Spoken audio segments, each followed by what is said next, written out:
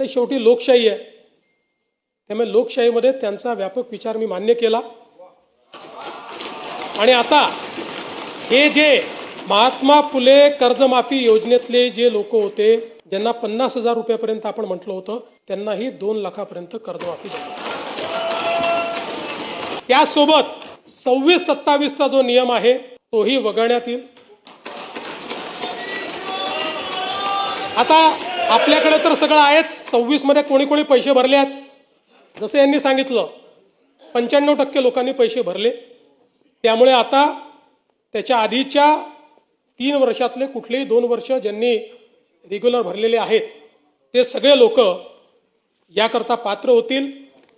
पुन्हा सांगतो, पहिल्यांदा राज्य सरकारने हा निर्णय घेतलाय, यापूर्वी कधीही असा निर्णय झालेला नाही। आदरणीय मुख्यमंत्री साहेबांचे या ठिकाणी आभार व्यक्त करतो की GR मध्ये ज्या जाचक अटी होत्या ज्या काढण्यात याव्या अशी मागणी सर्व शेतकरी आणि आम्ही सर्वजण करत होतो, ती तुम्ही मान्य केली आणि जाचक अटी काढल्यामुळे 30-35 लाख अधिकच्या शेतकऱ्यांना तिकडे फायदा होईल।